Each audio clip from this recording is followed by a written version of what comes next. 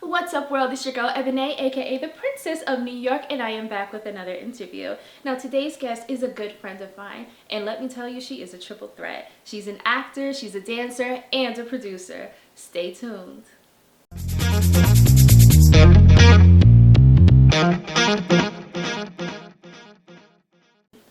Ladies and gentlemen, welcome my friend Jessica Jaber. Hey, how are you? How you doing, darling? Very good. How about you? I'm fabulous. Good. Good to hear. So, honey, tell my friends at home a little bit about you. Let them get to know you a bit. Okay. Well, I am a New Yorker my whole life. I was born in Brooklyn when it wasn't cool. And now I get to brag. I'm from Brooklyn. Yes. But I've, since I can remember, have wanted to be a performing artist since I was a kid. As far back as I could possibly remember being in my grandparents' house, and my grandfather wanted me to be like the next Shirley Temple. Yeah, and I've just kind of been at it for most of my life. I have been acting, I've been dancing, I used to sing once upon a time, and I just recently made the transition into being a producer. Yes. And we're going to get into that a little bit later. I'm excited about that for you. Now, how did you get into acting? Like, I know it's been something that you wanted to do, but like, what actually was like the first move into acting and dancing for you? Probably the first production I had ever been in, I was in grammar school, and we had to be in a pageant, and I was Miss Texas, and I got the part because I could do a Southern accent and nobody else could. Okay. So that was my first part, I guess, as a on the stage as an actor. I used to, I always sang in the school concerts. I always had a solo, and I started dancing in 8th grade. I made it into our the high school dance company at the time. Even though I was young still, which was an incredible experience at the time. And from there, I just continued all the way through high school. Numerous plays. Godspell being one of my favorite at the time. A lot of short plays, a lot of indie films, a lot of television, a lot of extra work. Yeah. Ooh, the extra work. Yeah. So you're actually SAG, right? You're SAG and you're Equity. Yes, that was really fun. Quite an accomplishment. It's like the holy grail. Yeah, that is major. So tell my friends at home who are aspiring actors and who are indie actors, how do they actually acquire this?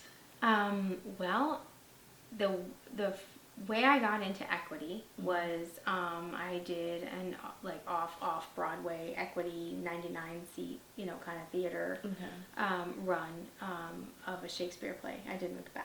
Okay. So that's what got me into Equity, and then for SAG, who then combined with AFTRA, you needed 3 waivers in order to get into SAG. AFTRA, you could once you're on television. I was on a soap opera.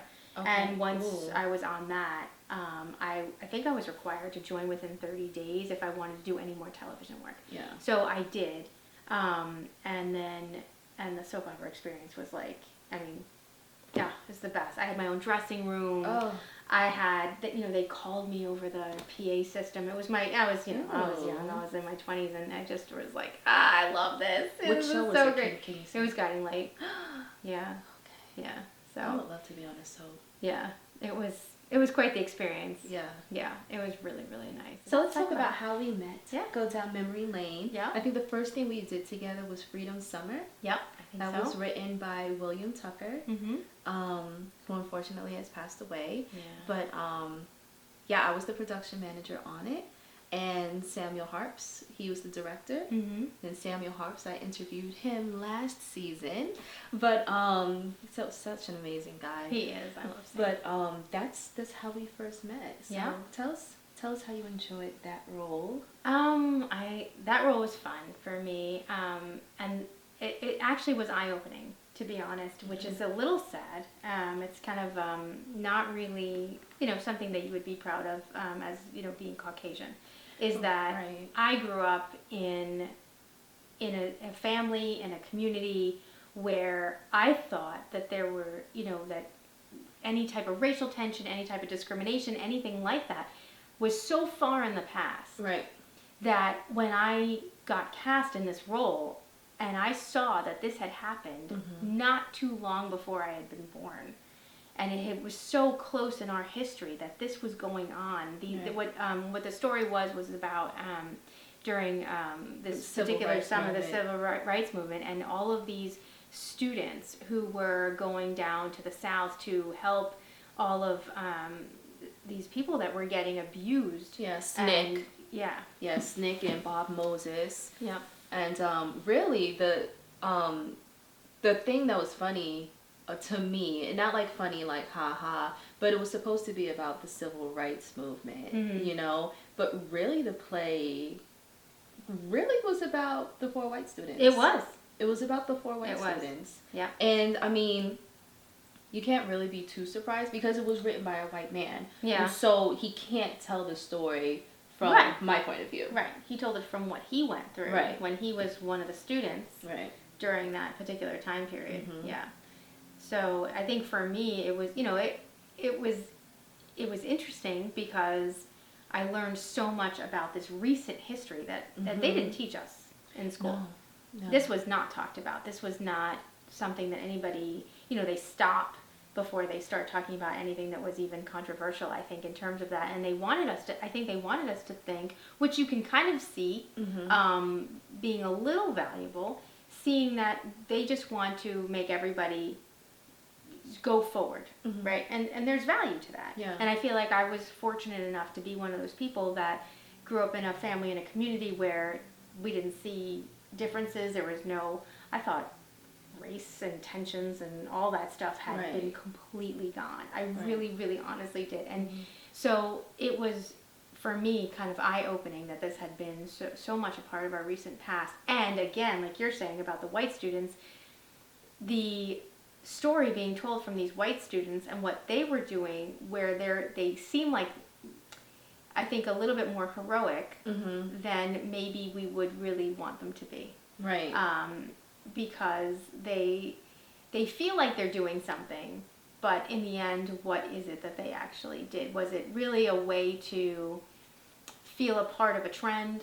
Sometimes you wonder, right? Right, like, oh, I'm going down to Mississippi. I'm going to help fight for the cause. Aren't I so great and so cool? Right. And and so I think again, this play we did, how long ago was that? At least like 8 years or so? Yeah, I want to say like at least almost a decade or something like that. Yeah. In 1 decade, things are so different. Yeah. I don't think that play would have gone over the same way now as even being able to be put on the same way as it did then, because people are so much more aware of what's really at issue and how really things haven't changed that much, and how people who think that they're helping and they kind of, I think about the pins, right? Like when people were wearing the pins and how offensive that became, because it's like, you don't really know. Right. You just really don't know. You think you know because you're wearing a pin. Or because you sympathize.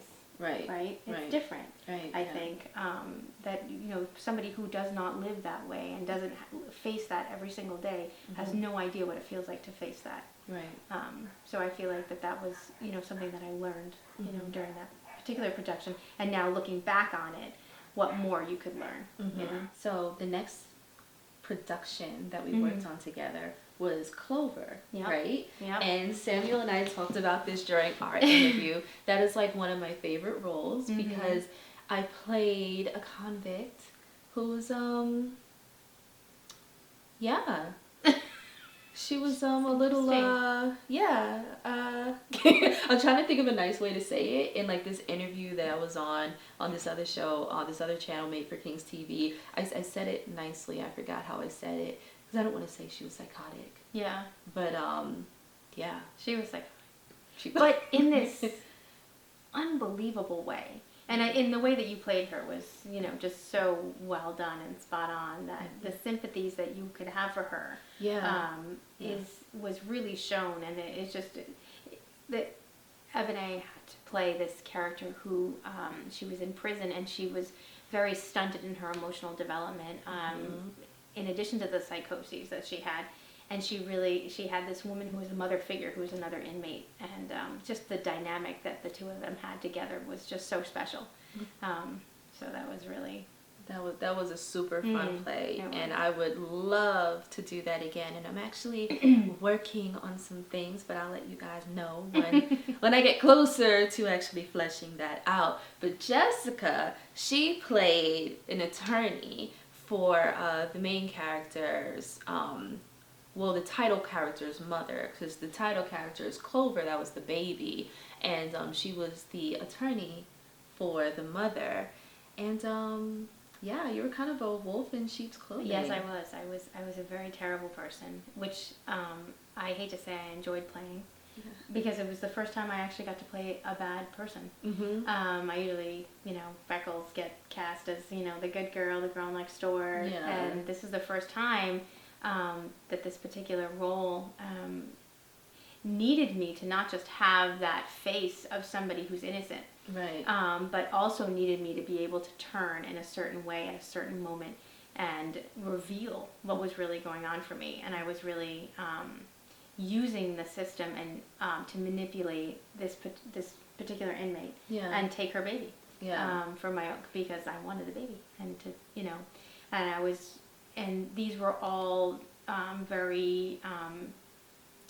These were in a women's prison, and they weren't even in the prison. They were below underneath the prison. And based on a true story that I think Samuel said that he had read about the first birth in a women's prison. And so this was the first birth, and I was representing the mother, and I was acting as though I was on her side, but I was really trying to take her baby. Yeah, you stole her baby from her, from this woman. I did. This it was terrible. Innocent woman. She's an inmate. No, I'm just kidding. But the reasons why she's an inmate, and listen, I'm not saying... I would have given her a better home. So... Joking. Totally joking. Oh, gosh. But that was fun. I actually really enjoyed it. I mean, I already said this was like one of my favorite plays to do. I really enjoyed playing Doreen. Like, she was just... I've said it before, like, she just talked in, like, this really little girl voice, and then she goes into this monologue, and all of a sudden she is a grown woman, but, like, she's, like, this really, like, something twists in her mind, and it's like, wow. Yeah. And you did it with, chilling effect. Thank you. You're welcome. That was super fun. So I did my job. You did my job. Very well. The next piece we did together was an independent piece that unfortunately didn't get released, and I was really hoping that it would, and I'm hoping that it gets picked up. If anyone who has anything to do with The Point, I'm hoping that you're watching this and you get back on it, because it was really fun. It was really fun. We were part of, like, the core group. And I know I was, like, the wife of a baseball player. Yeah. Or he was, like, an ex-baseball player or something like that. And I was very much Real Housewives of, I'm going to say New York because I live in New York. Right. But, I was very much Real Housewives of New York, Atlanta, New Jersey, whatever. It's very, like that. And the fun fact, actually, they made me change my shoes and my jacket because they said I wasn't dressed for the weather. Because I had, like, these, like, these Real Housewives type shoes, and so they were boots. It was, like, winter time, but we were, like, going through, we were, like, going through the woods and everything. But, like, I had to dress for the character. Like, this is what she would have worn. And she had, like, this big, like this poncho type, like, leather coat or pleather coat on. And, like, it was just fabulous. And they said, no, it's not going to work. It's not for the weather. And so they made me switch shoes with one of the production assistants.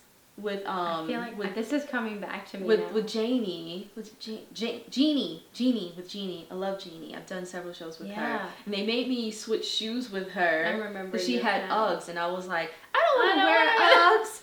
And it match the character, but they were super warm. And Great. she almost didn't get them back, but I had to return them. But then they made me like put on a different jacket, and like I had a spare, because you were talking about you always have to be prepared. Yeah. And I had a spare because I think I was gonna wear it underneath in case it got super cold. Oh, so okay. the actor wasn't cold, but the character was still fabulous. And you know, they made this like fabulous, you know, Real Housewife, this Nene, you know, Be practical. Right. Ugh. Like, who does that? No, you don't do that. I mean, but Yeah, let her suffer.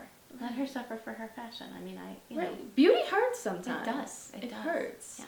You know, so that was fun, and I really wish it could have been released. We filmed that for know. like 2 or 3 days or something like that, right? Yeah, we did. It was and then what I had to do, my character was married to this, you know, not very nice guy who I guess it hinted in the video that he was probably abusive. And we had to take the camera and the hand camera and film scenes I vaguely remember on that. our own. Yeah. Like all of a sudden just pull out the camera and just start having like a fight or a regular daily activity or whatever it was that we were doing. And I thought, oh my gosh, this is so strange because it's like reality TV kind of. But there were some of my favorite takes, and we had some of them we filmed in the theater, backstage, all the way backstage, like in the corner. Okay. Like it looked like we were in some, you know, bomb shelter. Oh wow. And those came out really good too, I thought. I thought we did really, like, I think the film work and all that came out really good. So that was a super. it was fun. piece. It was really fun. Yeah. So now we're talking about, you know, your character was married to a not so nice guy. Yeah. Let's kind of segue into the production that you just finished producing. Tell us what it's called. Tell us, you know, a little bit more about what it's about. Okay. I just finished producing When Skies Are Gray, and it is a SAG-AFTRA indie film that it's my first foray into the production aspect of things. Yay!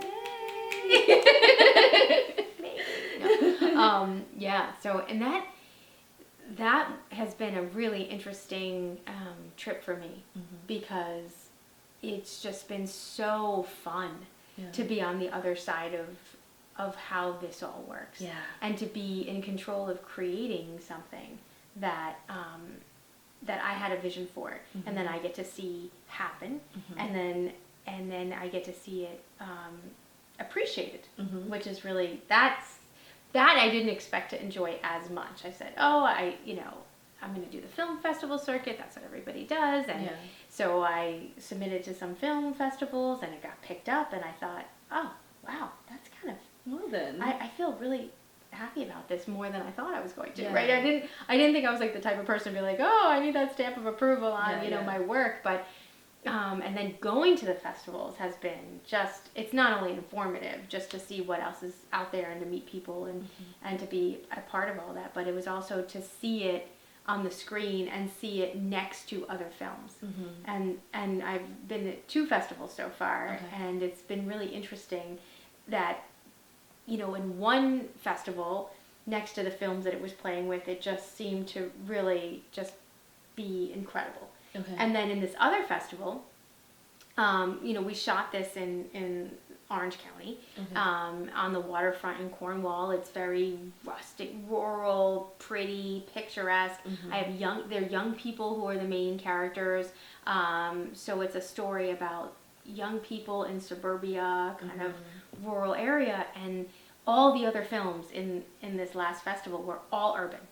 All urban settings, all adult themed dating problems in the world, and to see this film, and there was another one, like against those types of content, it was like, wow, this is so different than what else is being made out there. It just seemed to really kind of highlight that, which was educational, right, and also a little surprising that it just had such a different feel to it than what you felt like maybe is what the current trends are. Okay. You know, so that was kind of, it was fun. Yeah. It was fun. It was nerve-wracking. Yeah. Right, because you're the person who's like responsible for like putting everything together, like making sure that everything stays on track and falls into place. So like, yeah, but it's also very fun. I love like producing and being a production manager on like plays and shorts and whatnot. So Yeah. I never thought I would ever feel comfortable or even knowledgeable enough to put the entire piece together. And so this particular one, I had read this short story, and I had this vision immediately. I'm like, this needs to be a film. I know exactly what I want to do. And so I've written other like one-act plays and things for the stage, but I had never, one time I had written a multimedia type of piece, and it would include, you know, some video, some live action theater experience. And then, so this was the first time I had to write a screenplay. And when I wrote it, and I wrote it in play format. Okay. And so when I submitted it to the director that I was interested in having direct the film, he was interested. He said, okay, well, yeah, he's like, I could work with this. I'd like to work on this project. And I was very happy. And then he said, but I need you to put it in screenplay format. And I was like, oh, what's that? Yeah. Like, tell me that. Like, what's the difference? How do I? So then began the education of how to make a screenplay. And so that was new, and it was fun, and it was addicting. And I thought, oh, I want to do this again. I need another story. And once all this settles down, I definitely have like 2 ideas for other screenplays that I definitely want to like dig in and start doing. And what was your favorite part about writing the screenplay? I think my favorite part about writing it was, even though I was taking a story that had already been written, and so it wasn't my original story idea, right? Even though I was doing that, once I started to put it into the screenplay format, and I had to, I had originally done it in the play format, right? So that's when I had written all the dialogue.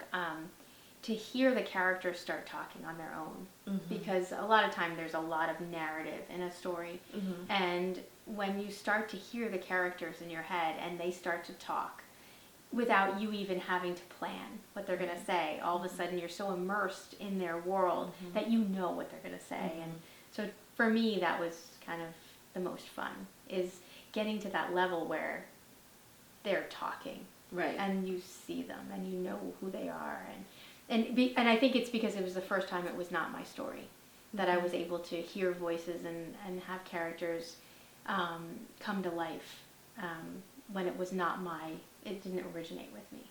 Who did originate the story? Who was the author? It was Brittany Mae Kim, and she is my daughter, actually. And so she wrote the story based on, true events in our lives. And, so it really had an impact on me, because she took actual events and put it in this fictional setting that was so unique, I thought, at the time, that I just said, this needs to be told. Yeah, in this way, even though it wasn't exactly how things went. It was well done, I thought. Okay. Yeah. So hold that thought. We're gonna be right back. Rosalie!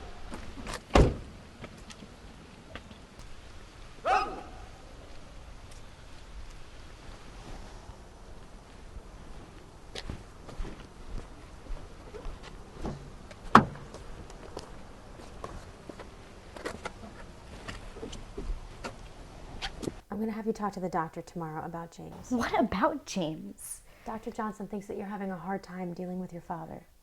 How does Dad have anything to do with this? That man was dead to me long before he even died. Rosalie. I have to go. James is waiting for me.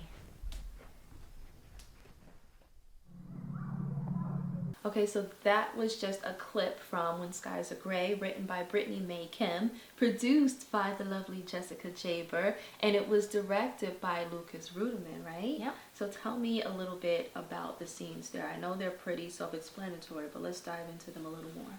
Okay, so the first scene that we saw was the young girl, Rosalie's father, getting out of the car to pick her up at school. This is a flashback moment in the film, and we see that the father is, goes further, but we see that he's picking her up from school, he's drinking, he's not exactly the nicest guy, and she's reluctant to get in the car with him. Okay. And the clip after that is going forward in time, where the mother is feeling concerned about her and the relationship that she's having with this boy, James, who's like her first love interest, and the daughter is very upset with her mother and says that, this has nothing to do with her relationship with her father or anything that happened before, and that, they just have a typical mother-daughter fight in the room about, teenage. Yeah. Teenage love and teenage angst. Love and teenage angst. And I know better than you, and right. Yeah, you don't know me at all. Right. So tell us about some of the other actors in the movie, because we haven't seen everybody, right? Right. We haven't seen everybody. We haven't seen James, who plays the love interest, and we haven't seen. I guess those are the major ones. Actually, it's just I play the mother, obviously, which is my first mother role. Okay. Cast myself. Yes, we actually had a really interesting conversation about that. Yeah, we did. Oh, like back in the day, she went for a role to be a mom, but they didn't think she was believable enough to be a mom, but she was actually a mom at the time. Yeah. Go figure. I know. I had to convince them to hire me as the mother. Yeah. It was the equity protection. Yeah. So it's a good thing I fought for that. Right. And you didn't listen to them. I did not. I said and they used to have kids at 14. Yeah. I am a mom. I have mom. proof. It's fine. Yeah. So I fought for that role. Yeah. But yeah, so I cast myself as mother. I cast everybody. I used all local actors that I knew that I had seen in other productions. Lucas also I met through Samuel at Shades. I had been in a couple things that he had done, and I had, his work is very good. And Christian, the cinematographer, he's great. I've worked with him before too, and Christian. Last name starts with a D. Ramirez. Oh no, I'm thinking of a different Christian. Okay, I love his ability, and I've worked with him on another project.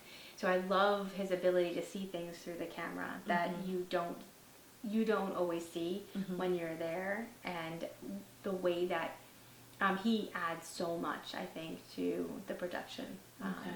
In addition to Lucas, the director, and what he did to add to the film, and so the collaboration I thought was just really really great. Nice. Really great teamwork, and everybody did such a great job on set acting, and the young people that I used in the film just were great to work with. Was it hard doing this, being that some aspects of the production were actually from your life?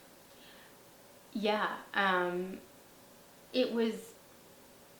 I think the hardest thing was, I guess, knowing that some of these aspects of this film were from my life, was it becoming public, and kind of like, I just think about, so much of that is going on now, which this film was actually filmed prior to all of the Me Too movements, and so having to publicly broadcast things that felt like secrets, things that felt embarrassing, that was tough for me. Yeah, it is to have even the people around me know that some of this was what we had experienced. Right. It was that was hard. That was definitely hard. Because you're vulnerable. It's all out there. Yeah. Do you feel like it was kind of a cathartic moment, kind of, to own it and put this out there, I'm not a victim, I'm a survivor of this, and do you feel like that was kind of that moment, or how did you feel once it was out there, once you decided this story needs to be told, and then it's oh God, people know now, but it's people know now, was it like that? Yeah, I think in a way it was like that. There were parts of it that were like that. I think it happens more slowly than that, because there was this set and there's all the people that are involved, and so they know, right? And so that was like step one, was having a larger circle than anybody had ever known. And then when it starts to get shown, when it starts to get talked about, when it becomes more and more public, it's then so many people, like we had like we had focus group kind of sessions, and we had people watch it, and when we toyed with not putting based on true events at the end, and but we finally decided to do it, and that had such an impact on the audience when they saw that. It just, you could see everybody was just gasped, Right. like, oh, you've lived through this, Right. and at least parts of it, right? And that was interesting, was to see the reaction of people that and you feel a little uncomfortable in that moment, but because it goes back to being vulnerable. Yeah. Yeah. And also one of the comments that my daughter wrote, it said, was filming it at our house and where we are now, and all of that, and having the mother dress a certain way, and some of the choices that I was making for the character, she wasn't sure if it would play, and like, she looks like she's doing too well, and she looks like she's fine, and nobody's going to sympathize with her, because they're going to say, well, look at her life, it's great. But that, I think, for me, is the most important part of the mother's story, is that there are a million women out there that are educated, that are strong, that are successful, that have made a life for themselves, that is successful, that were also victims. It's not just down and out people, it's not just uneducated people, it's not what you see typically in the film, that we watch on television and it's not movies. the stereotype. It's not the stereotype. Regular people that are very capable human beings can fall victim to this type of domestic violence situation, and make bad choices, and then what they do to try to get out of them. And part of this mother's story is showing how this little girl, who she kept trying to raise and keep up and make sure that she was fine, and thought she was fine, and really didn't see the damage that had occurred with her, and how it was affecting her so severely. And I think that was, another thing that I wanted to show, is that you can be a great mom. You could do every single thing that you think is the way to do it, and you have no idea until sometimes, certain moments in the child's life, especially as they emerge into adolescence, where you see the holes, and you see what got covered up, and what needs to still be fixed, and still be guided into adulthood, and I think that was another part of the story that is revealing, and is very personal for me. Would you say that is like the message of the entire piece, or what is the message of the piece? I think the message of the piece is definitely, the way that I put it into the screenplay format was more from the mother's perspective, especially the way it concludes, is that this is this is a parent who, it's so focused on this girl, and so focused on this relationship that she starts with this young man. But really what we're seeing when we get to the end is this mother, and the life that she's provided for this child, from the damaging beginning through her trying to get through it and make this great, this better, great life for them, and make it all better. But really, in the end, she's missed things. And it's, as a mother, it's hard to see that. It's hard to know that, wow, all of my life choices and everything that I've tried to do to undo them it still hurt her. And that's, and she's a woman, right? And this is a woman, and she's passing this on, and this is another young woman who she's bringing into the world, and she's bringing her into the same kind of world, and now you're like, oh, it's gonna repeat itself, which is kind of, part of my family history. So, where can we see When Skies Are Gray? Okay. I get this question all the time, and I feel bad answering. We can't see it yet, unless we go to the festivals. Okay. And we just had 2 in New York, so we're waiting to hear back. And there's a bunch of notification dates that are happening in 2020. Okay. So once all the festivals are done, and then I can show it publicly. But there are festivals that are going to be in Orange and Rockland, and some lower county festivals that still have yet to come. There's a SAG-AFTRA festival. So if we get into those, then always check out our website and follow our schedule, and you can find that all online as it becomes available and as we know, and you can see the festivals, the film in the festivals, and then once the festivals are over, I can start streaming it. Okay. Yeah. So what's your website so everyone can check out and see, you know, the schedule and everything and the next festival you're going to be at? Okay, it's jessicajaber.com. Okay. And I'm on Instagram, Jess Jaber, and Facebook. It's all over. Okay. Dotting all the I's on social media. Okay. So. So what are we going to get into next, or are we just going to focus a little bit on this current production? Right now, yes. Right now, I'm, once the new year begins, and we start to see some of the notifications come in and find out where we're going, then, you know, I'll be busy doing that. And after that, I'm hoping by next summer, I can start writing again. Okay. And I have things started, but I need to really sit down and get everything. You know, I have pieces everywhere. Yeah. Now it's time to like sync it all together. Yeah. Give it direction, give it focus. You know, get it all formed because it's been written in many different pieces on many different days, and as the idea strikes or the inspiration strikes. On a napkin. Yeah. I have a little notebook by my bed, and I scratch some stuff in there, and my laptop if I'm, you know, doing other things. I'm like, oh wait.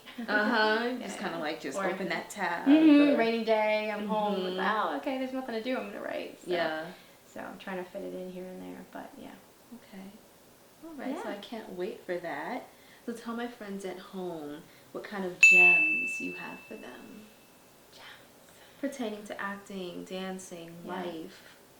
I would say that just keep doing it. I think follow your passion. It's something that we were talking about when I first, before we started filming. It's just about wanting to do something and not being able to get rid of it. You know, just something it burns inside you. It doesn't matter what the career is. It doesn't matter if you want to be the greatest lawyer or just a good lawyer, or you want to be a mom and daycare, work in daycare and help children, or whatever it is that your calling is. I think that you know what it is, and it drives you.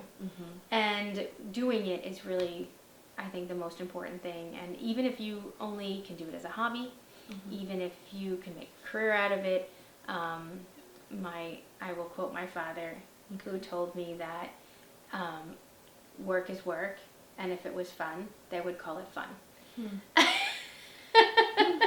But if you can do fun work, that to me makes everything better, and it makes it all worthwhile. Is how I take my father's advice and I bring it into the. So you're not listening to him either. I have a bad habit of doing that. I do. Sorry, Dad.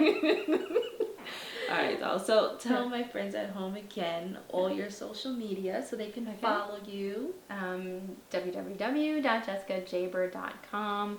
I'm on Facebook as Jessica Jaber, and Instagram as Jess Jaber, and Twitter as Jess Jaber. Okay. I'm on there too. So we have the website, Facebook, Instagram, and Twitter. Yeah. All right. So that is all of our time for today. Great. It went by really fast. It did. It really did. It feels like seconds. I know. But make sure you follow my friend Jessica Jaber on all of her social media platforms. Check out her website so you can get more information about When Skies Are Gray and the next film festival she's going to be at, so you can go ahead and check out this amazing film. Make sure you follow me, Ebonée Forever, on Instagram. Make sure that if you're not subscribed already, subscribe to the YouTube channel, Ms. Ebonée Online. And until next time, y'all, stay fabulous. Peace.